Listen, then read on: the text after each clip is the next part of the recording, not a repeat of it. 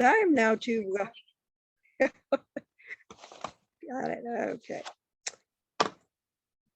Okay, so let's talk about our theme here for a minute.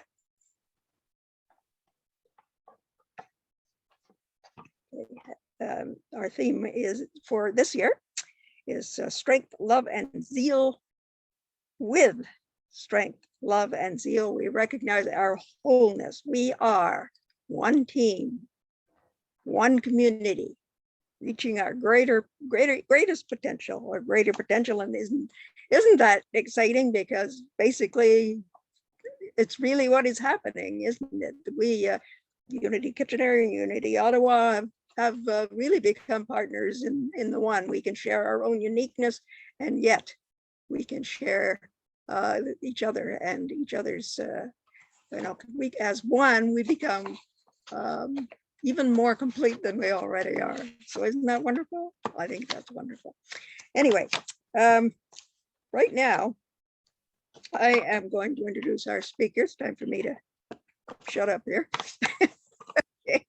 I am going to introduce our speaker, Mony. And let me just tell you a little bit about Mony. She is a storyteller, international award-winning author who uses the experiences she had as a simple pilgrim walking at the 800-kilometer Camino Trail in Spain. And then, as if that wasn't enough, she did a 5,000-kilometer walk from Rome to Jerusalem for peace with her loving husband, Alberto Grasso. And then her numerous her talks, her writings. Both she and her husband are creators of their own independent books, artworks, and so on and so forth, which transform lives, which expand consciousness. And most recently, I understand, Mony, you published a set of channelings that you have now described in a book called Channelings. That's great to hear too. And today, Mony is going to be sharing something she's learned from her studies, including the Course of Miracles, and from her own experiences. And she's calling it My Little Willingness. So we'll just see what that is all about. But Mony, so good to see you. Welcome. The floor is yours. Thank you so much, Lynn. Thank you so much to all of you. It truly is always a gift to be among you all, because I truly feel as if I am among kindred spirits and among truly a community that feels like family. So thank you. And as many of you know, those of you who have heard both Alberto and I speak with you, we both are avid students and practitioners of A Course in Miracles. We have been pretty much dedicating the last few years exclusively to not just the study of the theory, but the practice of it. We've read the text so many times now, we've done the lessons many times. We both lean very heavily on our inner teacher, the inner guide, to help us better understand the essence of these teachings. It is all we talk about. It is how we approach anything that is going on in our lives that appears to be conflictive or difficult. And today's topic especially, we've talked a great deal, Alberto and I, about this whole theme of willingness. It's one of those themes that is consistently spoken about in the Course. And it's actually a fascinating topic, and I love it. And we speak a lot about this idea of my little willingness. And so in trying to think about, okay, how do I share this? How do I convey the meaning of what this little willingness means? I sat with Spirit, as I usually do before any talk like this.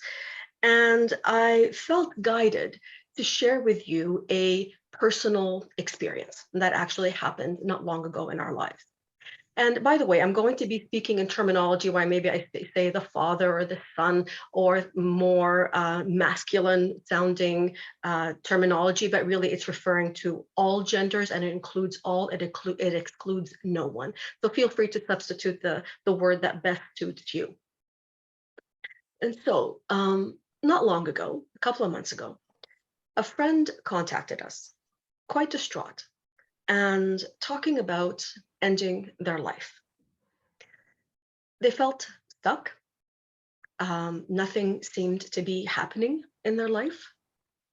There didn't seem to be any clear direction for what they should be doing with their time or with their life.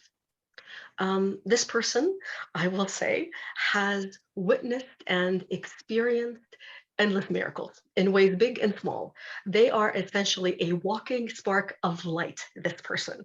They have read the Course and other spiritual teachings. They practice the lessons every single day. They have had moments of just absolute knowing and euphoria when everything was just flowing and they could see the joy and they could feel God's presence and they could see it all back they could see it reflected back to them in so many ways. And then there were moments like this one when their world just seemed utterly devoid of any hope or of any joy.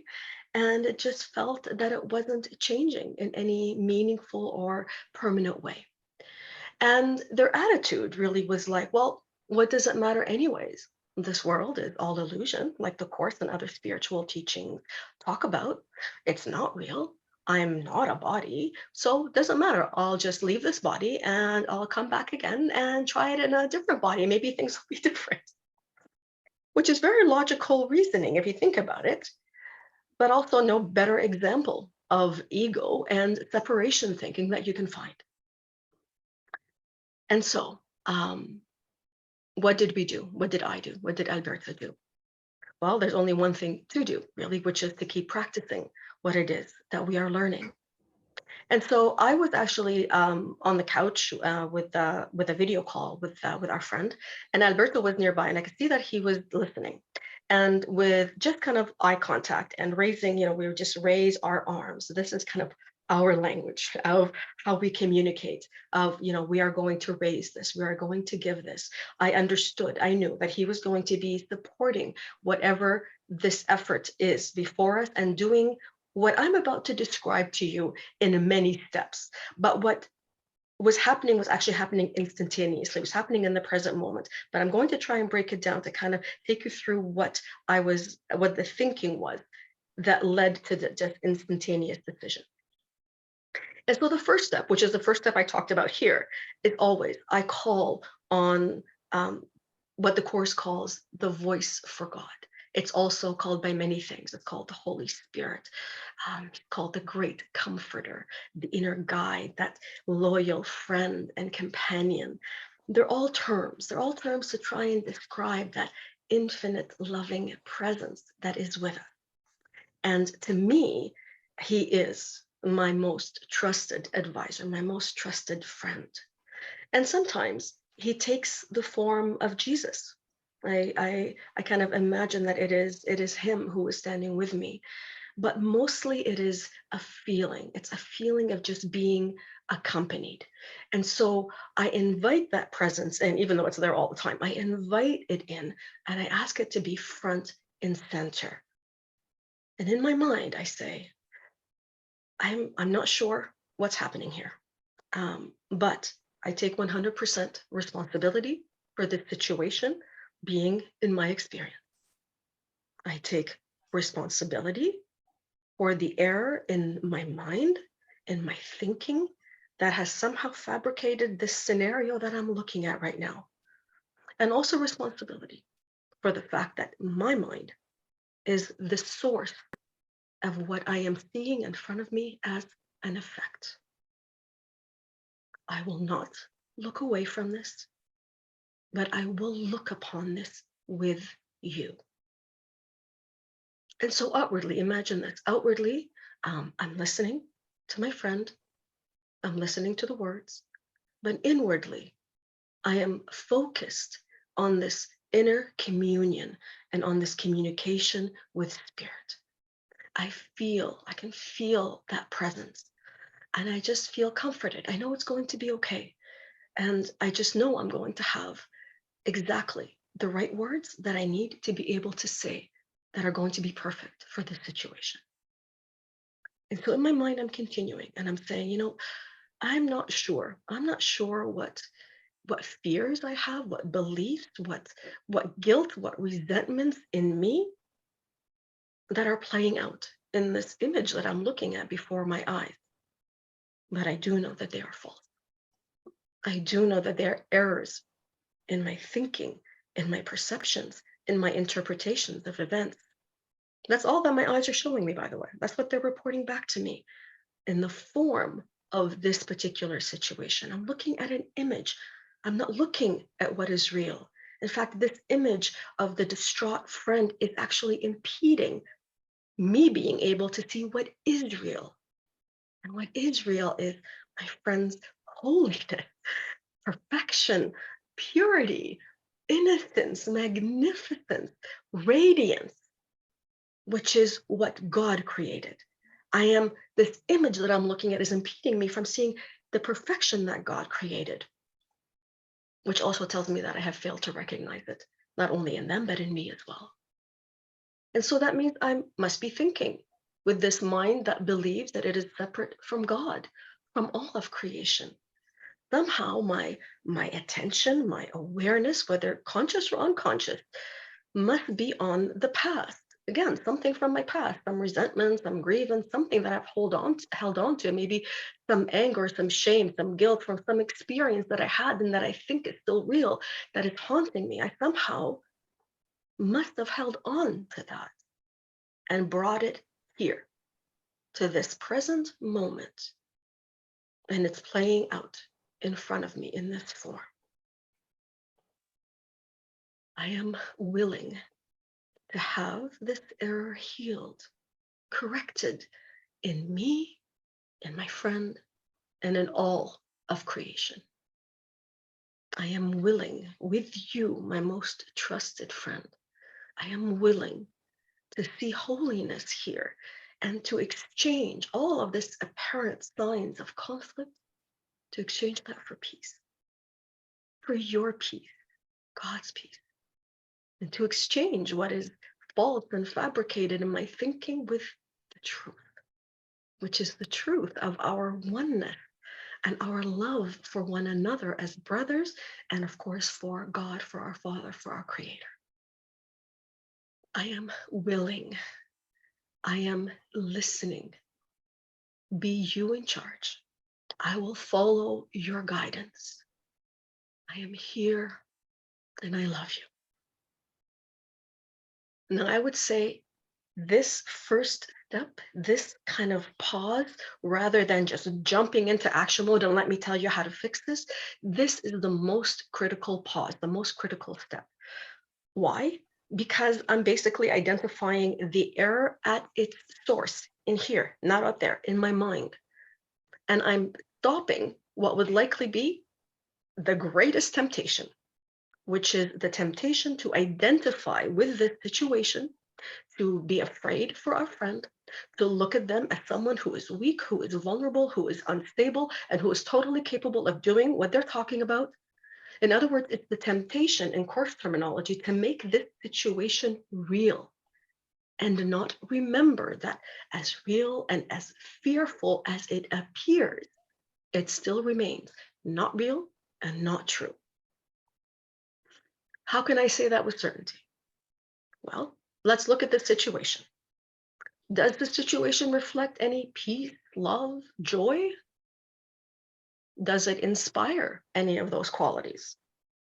Do I see radiance and light and joy coming from my friend? No. Well, then, it's not of God. It is of illusion. Because God creates only what is eternal, what is timeless, what is pure and whole and loving and holy like Himself. God's creations must reflect that and only that.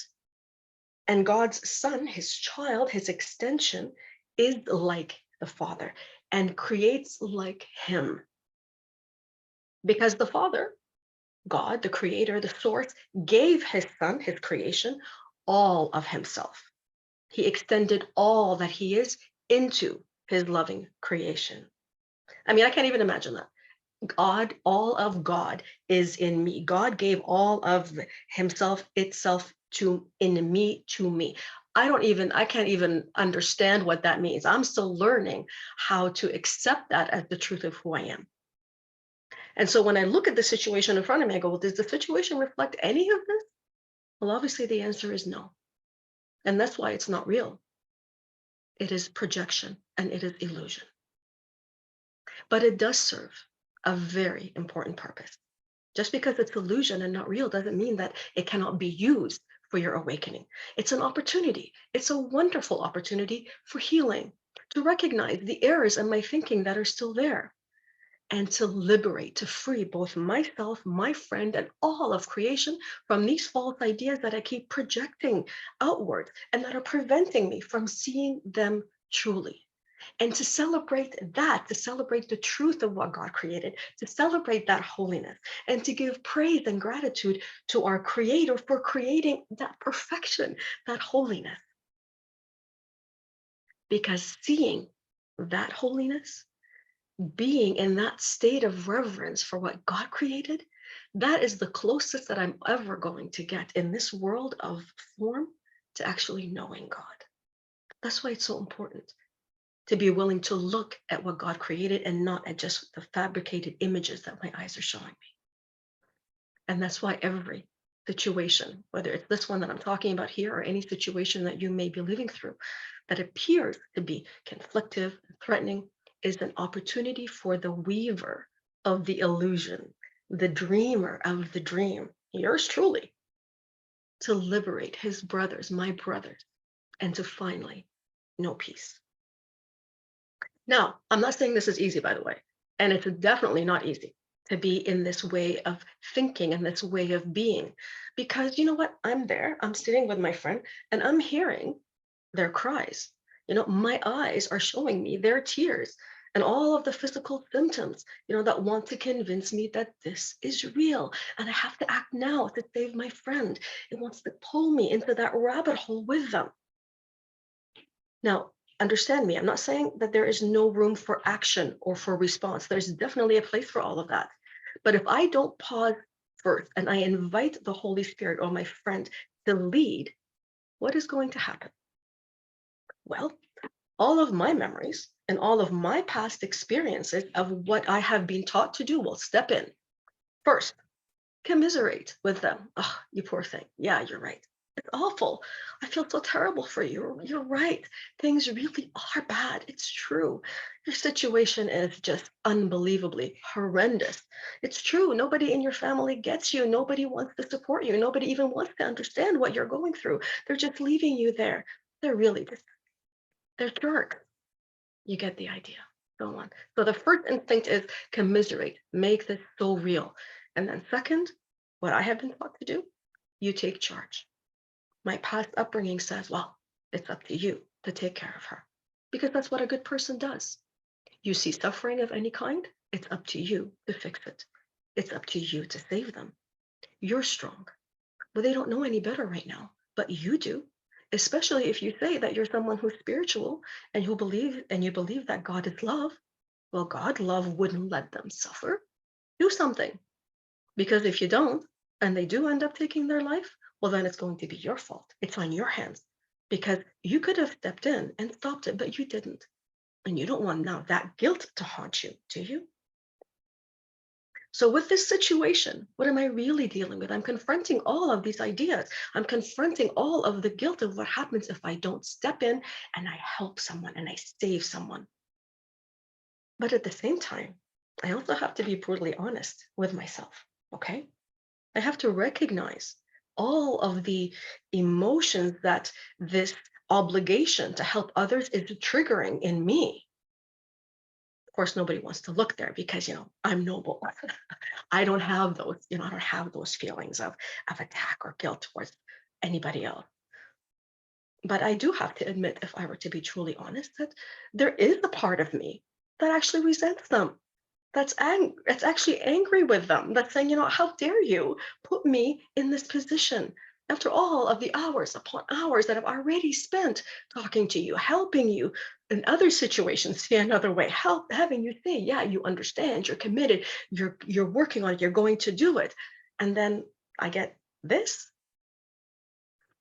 this, all of this stuff that's come up, all of this stuff that's hidden, all of this is what I need to look at. This is what needs to be healed. All of these ideas that I have of obligation and salvation and sacrifice, all of this guilt and the anger and the resentment, this is what I am seeing in this situation. And all of it is what I'm invited to correct. Remember what I said earlier. What my eyes are showing me, what I am looking at is not real. And I think this is the hardest part of the practice, honestly. To look at this situation as if I were looking at a movie or as if I were in a dream. I have to remember that only love is real, that my brother, my sister is holy and sacred and powerful and light-filled and safe with God here and now. I have to practice this vision or this understanding of my brother, no matter what my eyes are showing me, because eyes deceive. Eyes were made to deceive, actually, and to look upon images that try to support the core false idea that I am separate from my creator, I am separate from my brothers and sisters, and from all of creation. However, my eyes, my hands, my body, my very existence, my very life, willingly given to the Holy Spirit, to God, can be used for another purpose, which is the purpose that God or Spirit has for my life.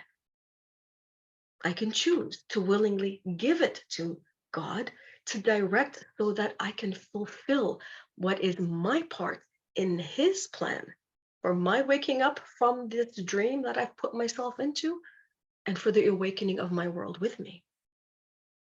This is what I practice. This is the Christ vision that so many teachings talk about. This is the vision of my friend that I hold on to as I'm speaking to them, as I'm listening, as I'm observing, as I'm interacting and remembering. This is all a dream and I am the dreamer.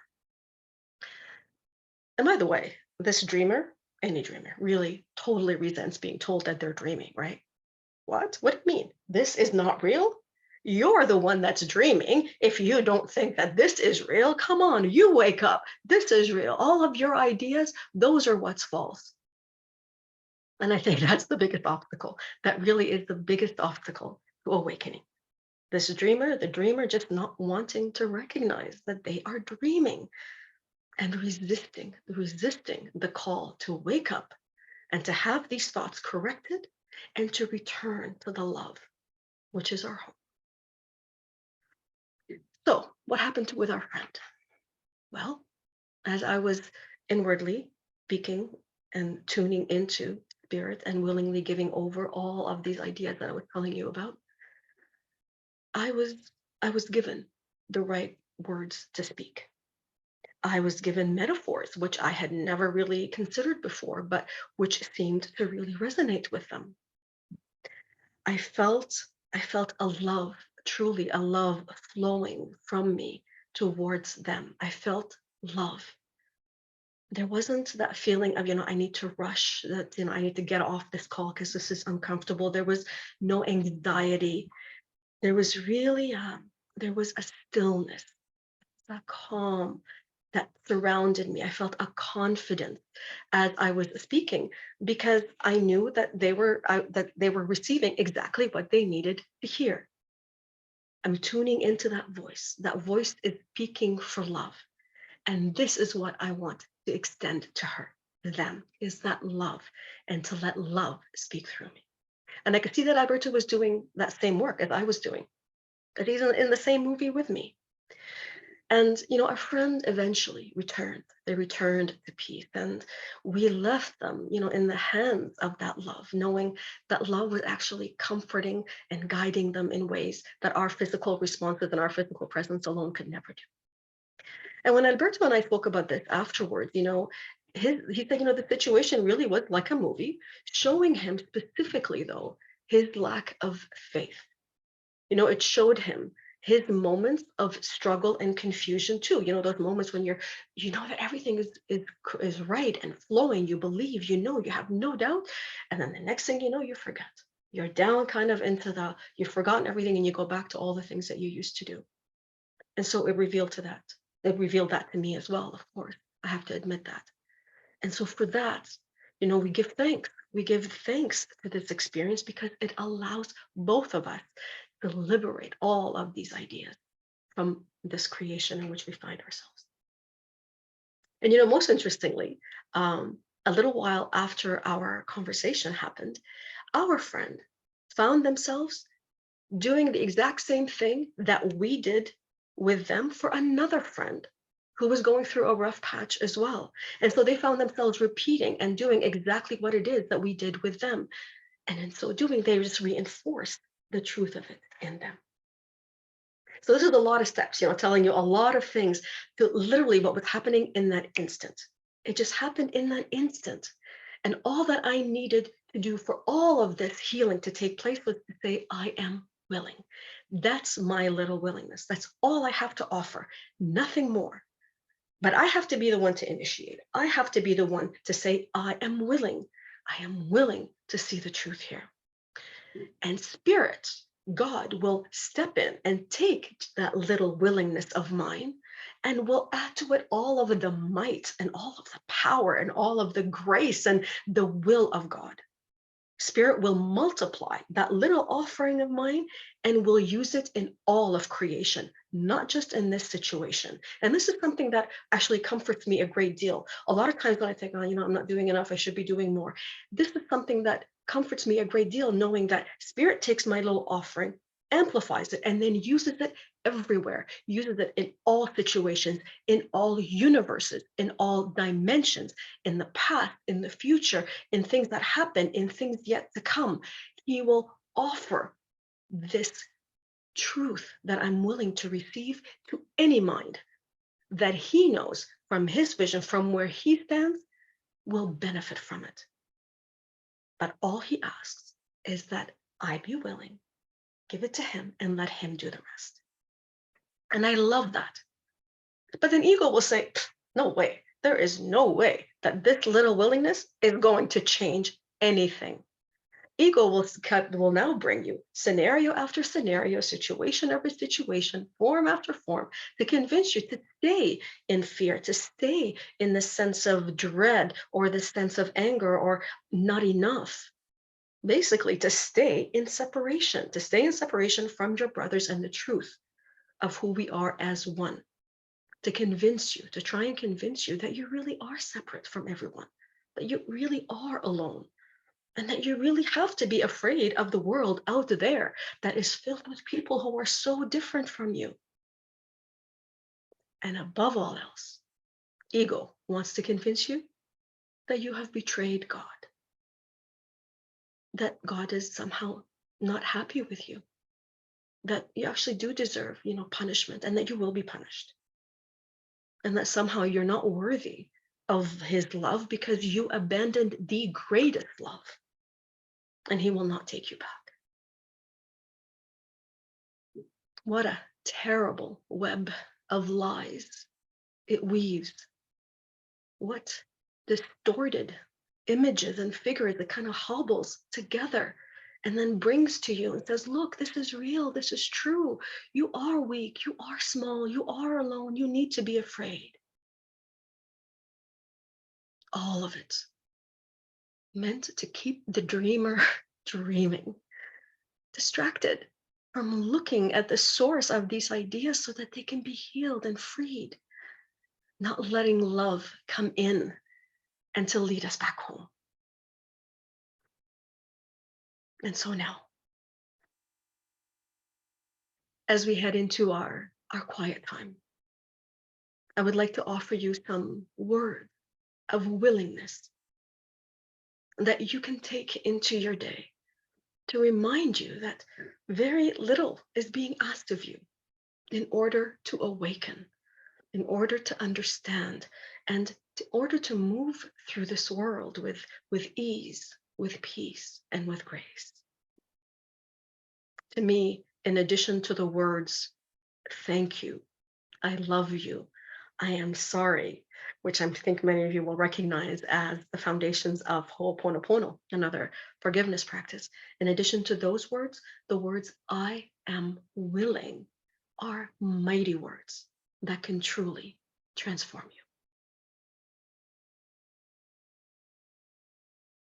you. Okay, maybe some quiet music. Is this what we're going to do now?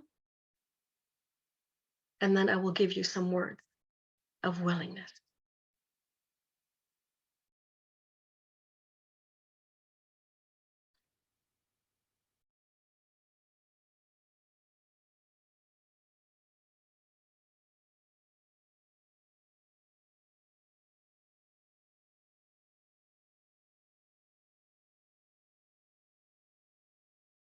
All right. As the words that uh, we have just shared settle,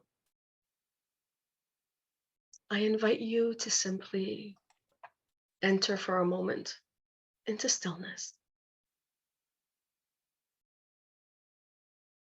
Allow that loving friend, that loving presence that is always with you. Just simply allow that to come into your full awareness.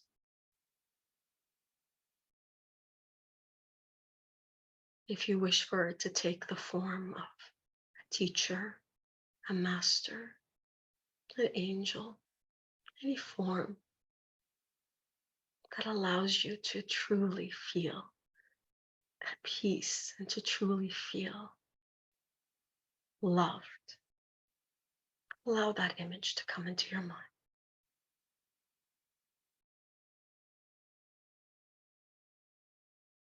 And let us allow these words of willingness to simply enter. I am willing to see things differently. I am willing to look at my deepest fears and darkest secrets with my loving companion. I am willing to see them in the light of his love.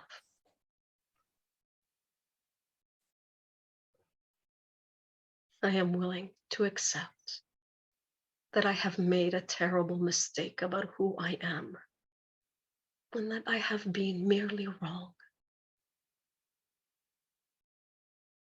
I am willing.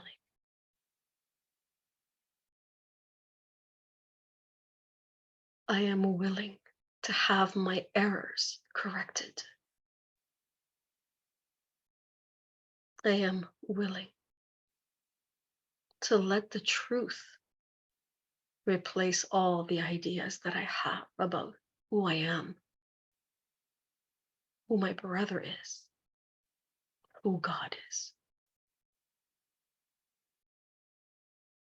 I'm willing to learn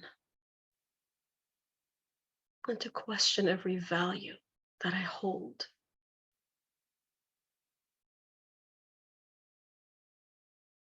I am willing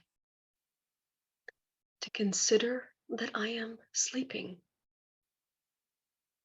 dreaming a dream of being far from home, far from the love and safety of my father, mother, creator, alone and afraid. I'm willing to learn what is real and what is a dream. I am willing to wake up.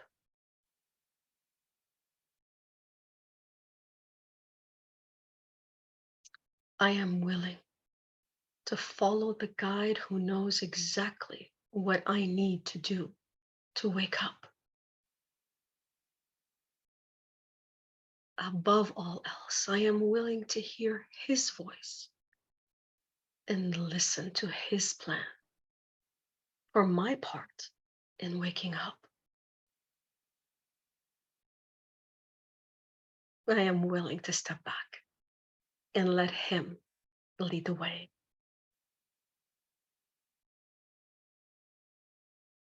I'm willing to see what God created and to look beyond the shadows of what appear to be bodies and situations to the light eternal beyond them.